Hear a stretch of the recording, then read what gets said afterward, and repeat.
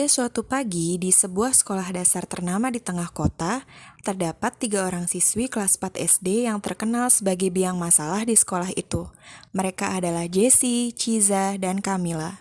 Pagi itu, mereka bertiga sedang asyik berbincang-bincang di dalam kelas mengenai sebuah informasi yang baru saja mereka dapatkan. Jess, Zak, gue denger hari ini kita kedatangan anak baru di kelas kita. Terus apa masalahnya buat gue? Ya enggak sih, kan gue cuma ngasih tahu aja. Ya kan kali lu kudet gitu. Hah, apa tuh kudet? Ada, Nara amat sih lu kudet aja nggak tahu. Kudet tuh kurang update, ketinggalan info gitu. Ya maaf, gua kan beneran nggak tahu artinya apa. Ngomong-ngomong gua juga udah denger sih soal anak baru itu. Kalau nggak salah sih namanya Heri. Hah? Siapa? Heri. Namanya kok aneh banget sih. Gimana kalau kita kerjain dia biar dia tahu kita siapa dan dia nggak macem-macem sama kita ke depannya. Kegiatan pembelajaran akan segera dimulai. Namun, Camilla, Jessie, dan Ciza malah berjalan dengan santai menuju kelas mereka. Mereka bertiga juga melakukan hal yang tidak baik saat memasuki kelas, sehingga membuat ketua kelas marah pada mereka bertiga dan menimbulkan sedikit keributan di dalam kelas.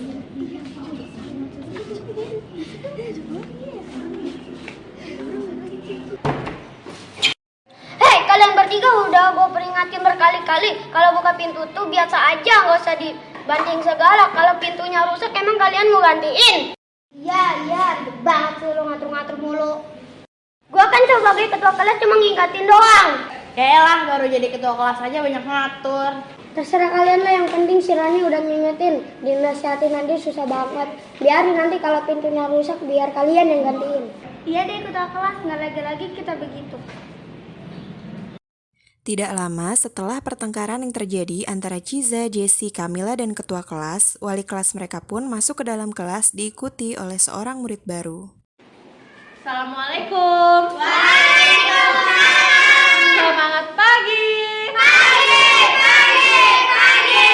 Seperti yang sudah kalian ketahui, hari ini kita kedatangan murid baru. Tolong perhatiannya ya saat ia memperkenalkan diri. Ayo Yeri, silahkan. Assalamualaikum teman-teman.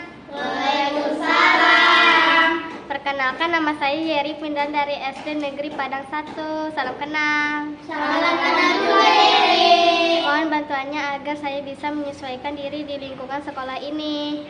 Saat jam istirahat tiba, sebagian besar murid memutuskan untuk beristirahat dan memakan bekal mereka di taman sekolah, sehingga hanya menyisakan Camilla, Jessie, Ciza, dan Yeri di dalam kelas. Kalian pada bawa bekal apa? Hehe, kita nggak bawa bekal. Ya, baru mau minta bagi, ternyata kalian juga nggak bawa bekal.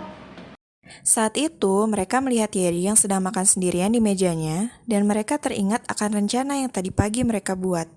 Mereka bertiga mulai menyapa Yeri dengan maksud buruk untuk membuat Yeri merasa terintimidasi oleh mereka bertiga.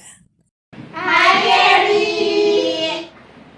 Hah, kita udah sama baik-baik ya, bukan yang dibalas. Susah banget sih buat ngejawab doang. Lo budak ya, so banget jadi murid baru. Anak baru mau makanan apa lo? Bagi-bagi dong ke kita. Yeri, pelit banget sih lo, jadi lo mau bagi makanan ke kita nih. Ada apa nih ribut-ribut? Bukan masalah lo yang masuk campur. Kalian nggak bisa gitu dong, si anak yang ngebentak Yeri. Kan Yeri kan masih baru. Tetep aja dia harus dikasih pelajaran. Sombong banget nih anak. Kalian tuh ya, emang apa sih? Kalian ngejahatin Yeri? Bla bla bla bla. Udah gak usah dilanjutin lagi ceramahnya. Males gue dengernya. Kita ke kantin aja, males banget sini tukang ceramah. Yuk. Saat jam istirahat kedua tiba, Ciza, Jessie, dan Camilla masih terus mengganggu Yeri. Mereka memaksa Yeri yang sedang duduk diam di kursinya untuk mengerjakan PR milik mereka bertiga. Woi Yeri, lu udah ngerjain PR belum? Gue nyontek dong. Yeri, sekalian kerjain PR gue dong. Lo berani ya sama kita?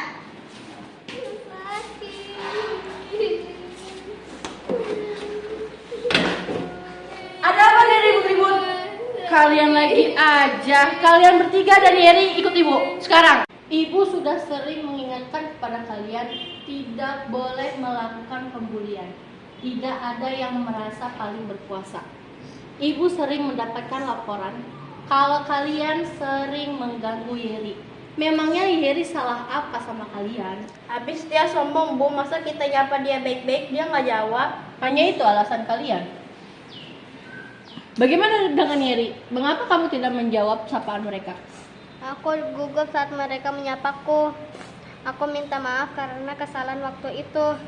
Aku tidak bermaksud bikin kalian marah. Iya, maafkan kami bertiga juga ya karena sudah kasar padamu. Setelah ini semoga kita bisa berteman baik ya.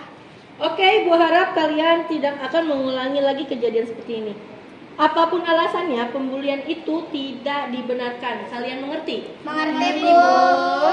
Setelah kejadian itu, Jessie, Ciza, dan Camilla mulai merubah perilaku mereka menjadi lebih baik dan berusaha berteman baik dengan Yeri. Mereka bertiga pun belajar memahami bahwa perundungan yang telah mereka lakukan adalah hal yang salah dan tak seharusnya diulangi kembali.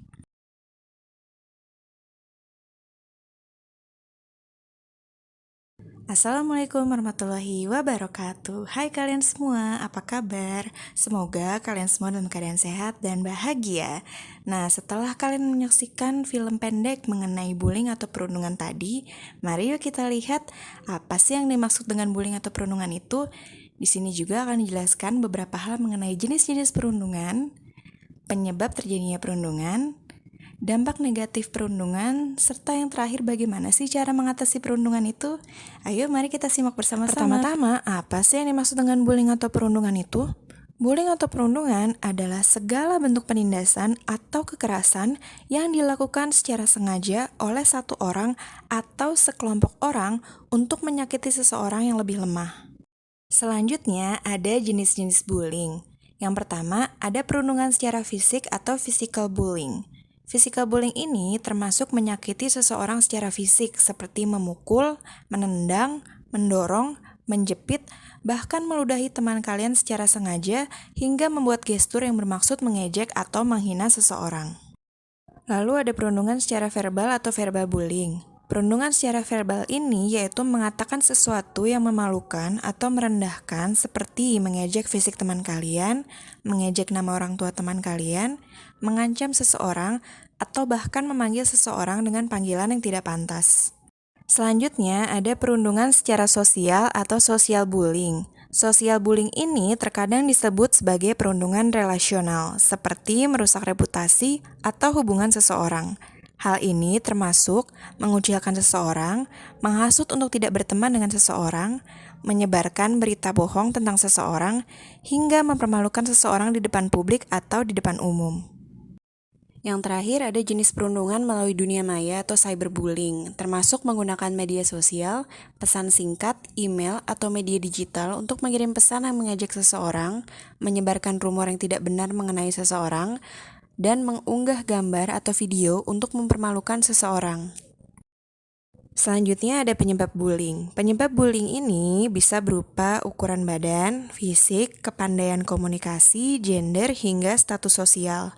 Selain itu, adanya penyalahgunaan ketidakseimbangan kekuatan untuk kepentingan pelaku dengan cara mengganggu atau mengucilkan korban yang dianggap lebih lemah.